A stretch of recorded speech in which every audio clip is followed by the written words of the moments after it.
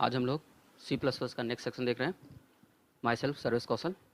आज हम लोग नेक्स्ट सेक्शन में सी प्लस में पहला प्रोग्राम बनाना सीखेंगे कि कैसे पहला फर्स्ट प्रोग्राम बनाया जाता है सी प्लस में। ठीक है, तो जिन्होंने सी लैंग्वेज पढ़ी होगी उनके लिए बहुत आसान है कि सी लैंग्वेज जैसे प्रोग्राम करते हैं वैसे सी प्लस में की जाती है, क्योंकि सॉफ्टवेयर भी वही यूज होगा। बट हम लोग स्टार्टिंग करने से पहले हम लोग कुछ बातों को डिस्कस करेंगे। सबसे पहले प्रोग्रामिंग करने के लिए जैसे सी लैंग्वेज में हम लोग फंक्शन पढ़ते थे प्रिंट कराने के लिए, वैसे ही यहाँ पर भी बहुत सारी चीज़ें हैं। ठीक है, कुछ हेडर फाइल चेंज हो जाएंगे। जैसे एक हेडर फाइल यहाँ पर है, इसका नाम है आयो स्ट्रीम। क्या नाम है? आयो स्ट्रीम डॉट एच। ये एक हेडर फाइल है। ठीक है, आयो स्ट्रीम डॉट एच का मतलब हुआ input output stream. Input output stream. ठीक है, तो इनपुट आउटपुट समझ में आ रहा है। स्ट्रीम का मतलब क्या है? स्ट्रीम का मतलब होता है फ्लो ऑफ कैरेक्टर्स। क्या मतलब होता है? फ्लो ऑफ कैरेक्टर्स या इन्फॉर्मेशन, यानी इनपुट आउटपुट के फॉर्म में जो इन्फॉर्मेशन ट्रांसफर हो रही है उसी को स्ट्रीम बोलते हैं। अब कहाँ से ट्रांसफर होगी? इनपुट डिवाइस से सिस्टम के अंदर, एंड आउटपुट डिवाइस से आउटपुट विंडो पर। ठीक है, तो इसको जो हम बोलते हैं उसी को बोलते हैं स्ट्रीम फॉर्मेट। ठीक है, अब इसमें आयो स्ट्रीम एक तरीके से हम कह सकते हैं कि हमने पढ़ा था कि C plus object oriented class program है। तो ऑब्जेक्ट ओरिएंटेड अगर है इसका मतलब है कि इसके अंदर क्लासेस एंड ऑब्जेक्ट होंगे। अगर क्लास एंड ऑब्जेक्ट है तो एक तरीके से हम आयो स्ट्रीम को एज अ क्लास मान सकते हैं। और अगर इसको हम क्लास मानेंगे तो इसके अंदर कुछ प्रॉपर्टीज एंड मेथड्स होंगे, क्योंकि हम लोगों ने पढ़ा था class is the collection of properties and behaviour. ठीक है, ये एक लॉजिकल एंटिटी होगा। तो इसका मतलब हुआ कि इसके अंदर कुछ प्री डिफाइंड ऑब्जेक्ट दिए गए। ठीक है, तो आयो स्ट्रीम के पास 3 ऑब्जेक्ट हैं। ये बहुत इंपॉर्टेंट, ध्यान रखिएगा, ये नोट करके आप लोग नोट कर लीजिएगा अपने प्रोग्राम कॉपी में कि 3 प्रोग्राम दिए गए। ये क्वेश्चन इंटरव्यू में बहुत सारे पूछे जाते हैं। जैसे एक का नाम है सी आउट, ठीक है, एक का नाम है सी इन, और एक का नाम है सी ई आर आर। ठीक है, ठीक है, इसका मतलब होता है सी आउट का मतलब होता है कंसोल आउटपुट। क्या फुल फॉर्म होता है? Console console output. Output console output. ठीक है, सी इन का फुल फॉर्म क्या होता है? Console input. ठीक है, and C E R R का मतलब होता है कंसोल एरर। अब क्वेश्चन ये बनता है कि बार बार यहाँ पर कंसोल का यूज़ किया गया। कंसोल का मतलब क्या? कंसोल का मतलब होता है आउटपुट विंडो। जब ब्लैक स्क्रीन होता है जिसमें हम लोग प्रोग्राम आउटपुट देते हैं या आउटपुट इनपुट ले रहे होते हैं उसे हम कंसोल बोलते हैं। तो कंसोल पर आउटपुट देने के लिए सी आउट, यानी जो काम सी लैंग्वेज में प्रिंटफ करता था वो काम सी आउट करेगा।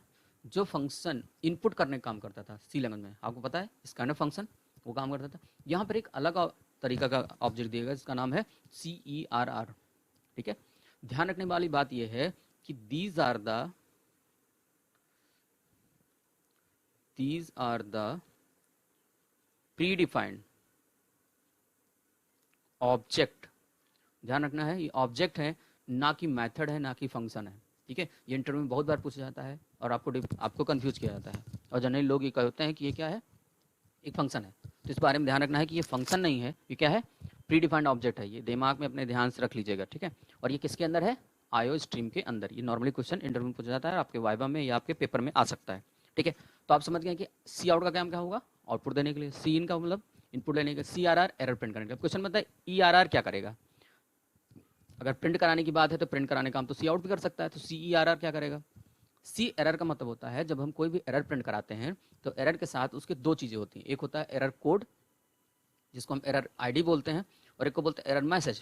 ठीक है, तो जब ई आर आर को हम यूज़ करेंगे तो ये एरर फॉर्मेट में वैल्यू को प्रिंट कराएगा, यानी उसके साथ साथ इन्फॉर्मेशन के अगर कोई एरर आई तो उसके साथ साथ कोड एंड मैसेज दोनों भी प्रिंट करता है। ठीक है, और इसका एग्जांपल हम लोग बाद में देखेंगे कैसे किया जाता है, बट अभी के लिए हम लोग क्या पढ़ेंगे? सी आउट को। ठीक है, तो सी आउट का क्या काम हुआ? प्रिंट कराने का। अब इसका सिंटैक्स क्या होगा जरा देखिए। सिंटैक्स होगा सी आउट, यहाँ पर ये साइन लगाया जाता है। अब सी लैंग्वेज में आपने पढ़ा होगा तो यहाँ पर शिफ्टिंग ऑपरेटर इसको बोलते हैं, बट यहाँ पर शिफ्ट ऑपरेटर नहीं है, इसे बोलते हैं इंसर्शन ऑपरेटर। क्या बोलते हैं? इंसर्शन। ये रखा गया, ये भी क्वेश्चन इंटरव्यू में पूछा जाता है कि इस ऑपरेटर को क्या बोलते हैं। ठीक है, इंसर्शन ऑपरेटर क्यों बोल रहा है? क्योंकि जो हम यहाँ पर मैसेज देते हैं वो मैसेज इंसर्ट हो रहा है कहाँ पर? सी आउट पर। सी आउट मतलब ये मैसेज भेजा जा रहा है कहाँ पर? सी आउट पर, यानी कंसोल आउटपुट पर। इसका मतलब जो मैसेज यहाँ लिखा जाएगा वो वहाँ पर डायरेक्टली प्रिंट हो जाएगा। ठीक है, इतनी बात आपको समझ में अगर आ गई है तो इस पर हम लोग एक बेस्ट प्रोग्राम करते हैं। ठीक है, चलिए आइए जरा प्रोग्रामिंग करने के लिए हमें पता है कि एक सॉफ्टवेयर की जरूरत पड़ेगी। वो सॉफ्टवेयर कौन सा होगा? टर्बो सी प्लस का सॉफ्टवेयर, ठीक है। तो टर्बो सी प्लस जैसे सी लैंग्वेज का सॉफ्टवेयर आप इंस्टॉल करते थे, अगर आपके पास सी लैंग्वेज का सॉफ्टवेयर है तो आपको कोई अलग से सॉफ्टवेयर इंस्टॉल करने की ज़रूरत नहीं है, ठीक है। तो हम लोग यहाँ पे आते हैं और यहाँ आने के बाद सीधे हम इस टर्बो सी प्लस 4.0 विंडोज़ पे चले जाएंगे और इसको इंस्टॉल कर लेते हैं। डबल क्लिक करके इंस्टॉल लेते हो, ठीक है। अब ध्यान से देखिए, यहाँ पर ओपन करने के लिए F3 और यहाँ पर मैंने एक प्रोग्राम बना कर रखा है जिसका नाम first.cpp। cpp मतलब C++, ठीक है, करेक्ट। .c रहता तो सी लैंग्वेज का प्रोग्राम है, लेकिन इसको ध्यान रखना है कि अब .c सेव नहीं करना है, क्योंकि अब जो प्रोग्राम बनाने का रहे हैं वो क्या होगा? C++ का प्रोग्राम होगा, ठीक है। चलिए, तो ये देखिए मैंने एक प्रोग्राम बना कर रखा है जिसका नाम क्या है? first.c++, ठीक है। इसमें एक पहले हेडर फाइल मैंने लगा रखी है जिसका नाम है iostream.h। मैंने बताया था और क्यों लगा रहे हैं, क्योंकि सी आउट लगाया गया और इसमें मैंने क्या लिखा है? Hello C plus programming language, ठीक है। अब सेम वही कॉन्सेप्ट जैसा कि हम लोगों ने सी लैंग्वेज में किया था, कंपाइल करने के लिए यहाँ जाएंगे या Alt F5 Alt F9 करके कंपाइल करा लेंगे। कंपाइल करने पे कोई एरर नहीं है, ठीक है। रन कराने के लिए यहाँ पर जाएंगे और रन कराएंगे, ठीक है। अब आप कहेंगे आउटपुट तो आया नहीं, अब आप समझ ही रहे होंगे खुद ही नहीं आया। क्यों नहीं आया है? क्योंकि यहाँ पर गेट चेक नहीं लगा है। तो इसको आंसर देखने के लिए क्या करेंगे? हम प्रीवियस स्क्रीन पे जाएंगे। प्रीवियस स्क्रीन पे जाने के लिए क्या कॉन्सेप्ट होता है? सीधा है हम लोग Alt F5, देखिए Alt F5 से क्या हुआ? प्रीवियस आंसर हम देख सकते हैं। जैसे पे लिखा क्या है? हेलो सी प्लस और प्रोग्रामिंग लैंग्वेज। ये हमारा आउटपुट देने का काम करता है। इसमें आपको सारी बातें समझ में आ रही होंगी। वाइड एक ये has include header file iostream.h, header file को इंक्लूड किया गया। वाइड मेन, वाइड यहाँ पर क्या है?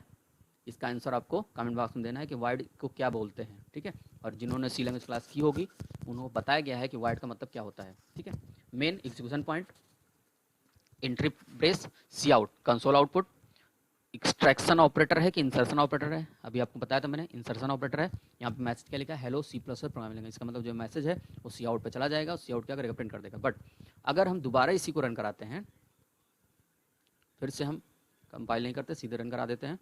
रन कराने फिर आउटपुट नहीं आया तो फिर Alt F5 करके जाएंगे, देखेंगे 2 बार आंसर आ चुका है, ठीक है। अब 2 बार आंसर क्यों आ रहा है? क्योंकि हमने यहाँ पर स्क्रीन क्लियर नहीं लगाया। स्क्रीन क्लियर करने के लिए CLR और रोकने के लिए क्या करें? ठीक है, आप लोग जान ही रहे हैं, गेट सी एच मतलब गेट करेक्टर, ठीक है। ये लगा देंगे। लगाने के बाद इस फाइल को हमने सेव किया और सेव करने के बाद अगर हम रन कराएंगे तो रन होना चाहिए कि नहीं होना चाहिए? हाँ, नहीं होना चाहिए, इसलिए क्योंकि यहाँ पर एरर आएगी। क्यों आएगी? क्योंकि यहाँ पर हमने हेडर फाइल नहीं लगाई। कौन सी हेडर फाइल लगानी थी? और हेडर फाइल का नाम है conio.h। क्यों? क्योंकि CLR गेट सी एच इसमें काम करता है, ठीक है। तो मैं सीधे रन करा दे रहा हूँ। अब देख सकते हैं इसका आउटपुट ये रहा, लिखा हुआ है hello C plus programming language और ये रुका हुआ है स्क्रीन। अब हम इसको इंटर करेंगे तो बाहर आ जाएंगे। ये आप देख सकते हैं कि ये पहला प्रोग्राम रन हो गया, ठीक है। आई होप आपको ये बात समझ में आ गई होगी, ठीक है।